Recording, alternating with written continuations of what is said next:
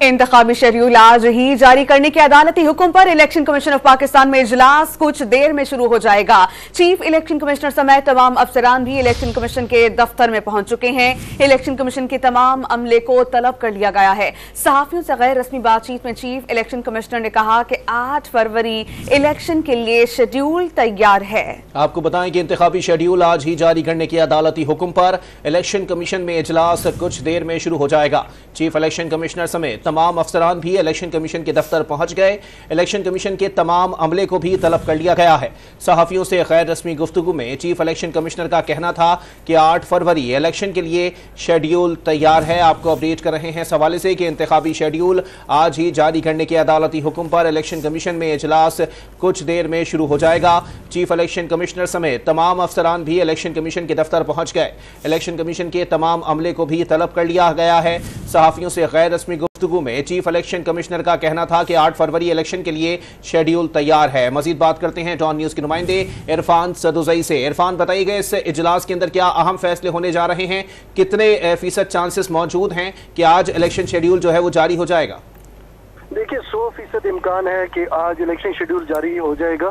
उसकी बुनियादी वजह यह है कि सुप्रीम कोर्ट ने पाबंद किया है इलेक्शन कमीशन को और उनसे अंडरटेकिंग भी ली है कि आज जो कट ऑफ डेट है इलेक्शन के हवाले से 54 दिन पहले ज़रूरी है इलेक्शन शेड्यूल जारी करना, और वो आज 15 दिसंबर को ही बन रहा है। और इस हवाले से मुशावरत जारी है इलेक्शन कमीशन में।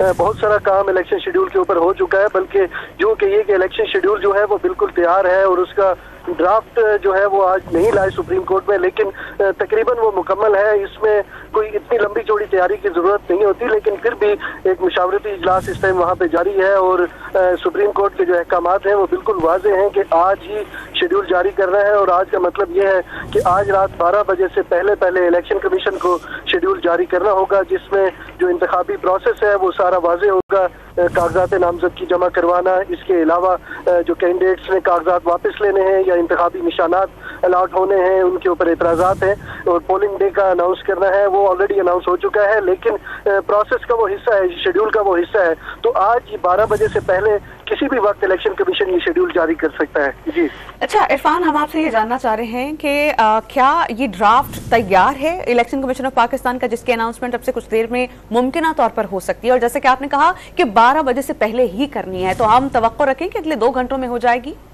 जी बिल्कुल, इलेक्शन शेड्यूल तैयार है और इसमें कोई ऐसी बात नहीं है या कोई हर्डल नहीं है कि उसकी तैयारी ना हो। और वो जो लाहौर हाई कोर्ट का फैसला वजह से इलेक्शन शेड्यूल मुतासर हुआ है। इलेक्शन शेड्यूल बनाना ये एक पेपर वर्क है कि किस डेट को कागजात नामजद की जमा होने हैं, कब उनके ऊपर एतराज़ात फाइल होने हैं, इसके अलावा कब जो कैंडिडेट्स हैं वो डॉक्यूमेंट्स अपने वापस ले सकते हैं, या इसके अलावा जो इलेक्शन सिंबल्स हैं वो कब अलॉट होने हैं। तो ये सारी चीज़ें ये बिल्कुल एक पेपर वर्क है जिस मुख्तलिफ डेट्स इसमें देनी है और वो गैप देना है थोड़ा सा तारीखों के बीच में। तो कोई इतना बड़ा काम नहीं है जिसके लिए बहुत ज्यादा वक्त दरकार हो। ये ऑलरेडी इलेक्शन कमीशन इसके ऊपर काम कर चुका है। यही आपसे जानना चाह रहे थे कि क्या ये इतना लेंथी पेपर वर्क तो नहीं कि ज्यादा वक्त दरकार हो। बहुत शुक्रिया इरफान सदुजई, आपने हमें अपडेट किया।